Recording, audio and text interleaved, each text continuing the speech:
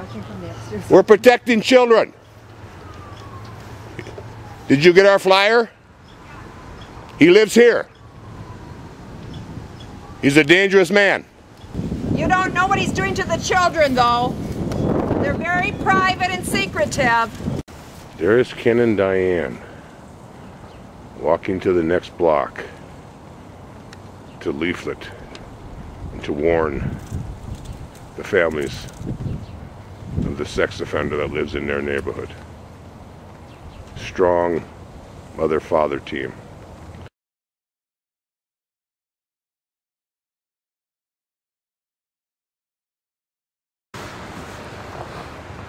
Okay, we are at the home of, what's his name? Joseph Wajda.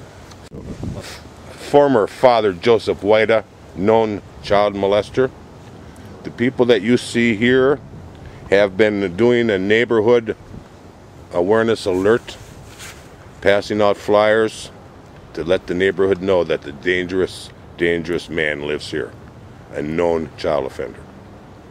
Child sex offender. Diane, why are you doing this today? Because this has left a horrendous emotional scar on my son. And this man remains free without any consequences of his behavior.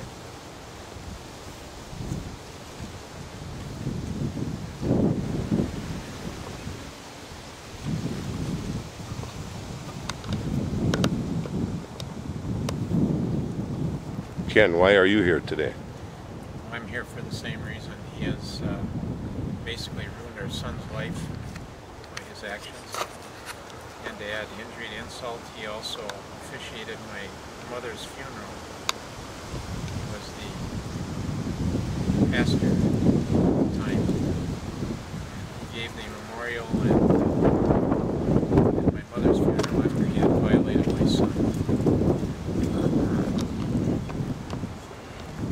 In my discussions with you, Ken, I know that particular issue is very painful, very harmful to you. The fact that he officiated at your mother's funeral. That's correct. And he took advantage of our son at a time when he was very vulnerable because he had been very close to my mother, his grandmother.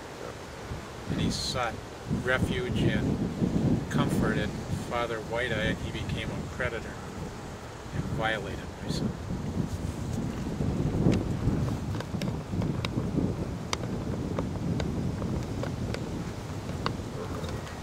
Why are you here? I'm here to support Kenny and Diane and Sean in any possible way that I can, and also in hopes that our actions today could maybe save at least one child from this happening to them and destroying another family.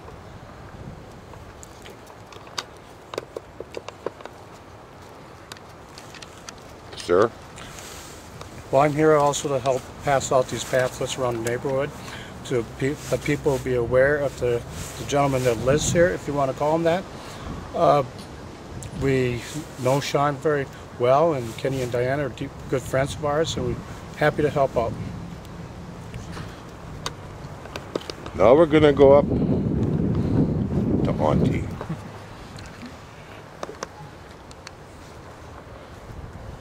Why are you here?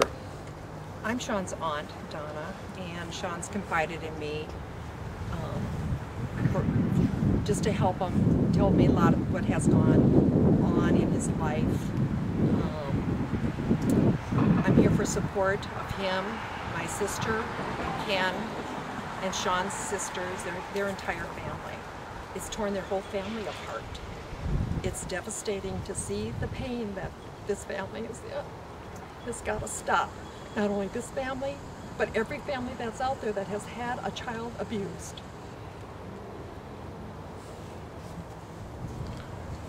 Everybody that you have seen here are victims of the sexual abuse of Sean. You have the mother, the father, the aunt.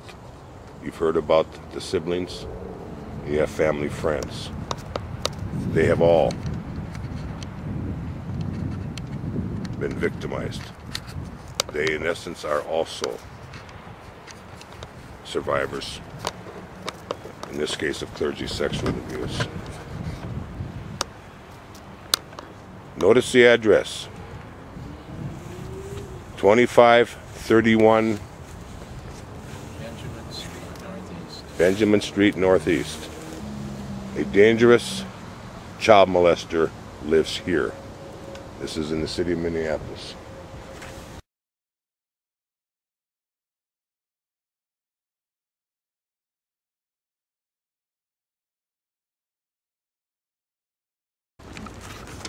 You Joseph? Yes. Hi Joseph, my name is Bob Shadursky. Yeah? I'm the SNAP director, Survivors Network of Those Abused by Priests.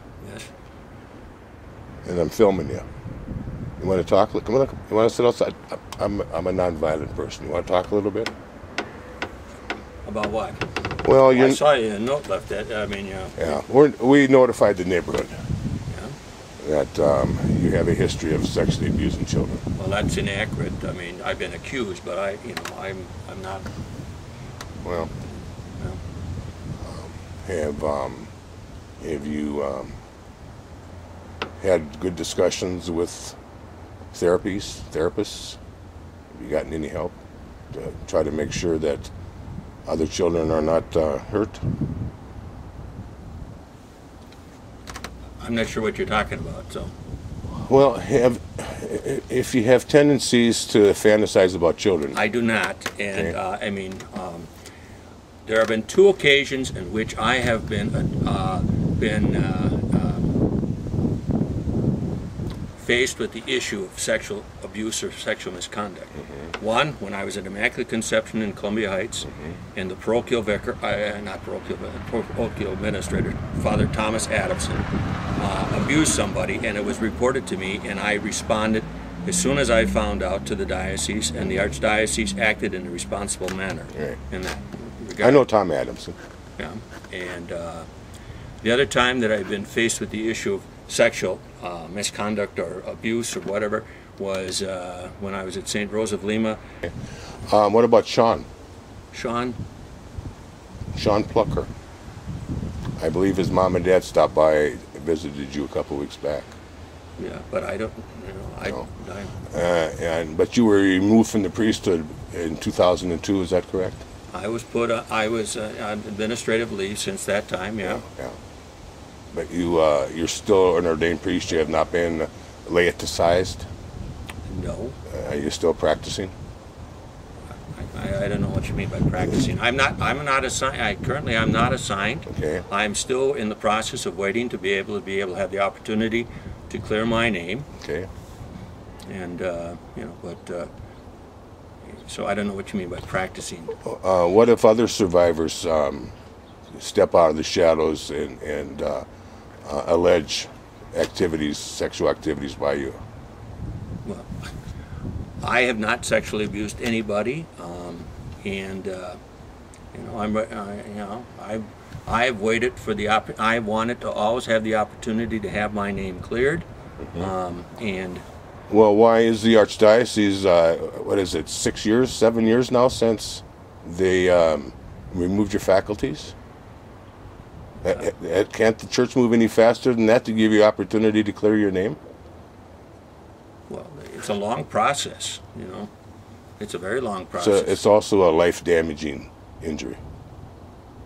What, being falsely accused? Yes, it is. No, being sexually abused. Well, I would agree that if somebody has been sexually abused, that is, It's lifelong.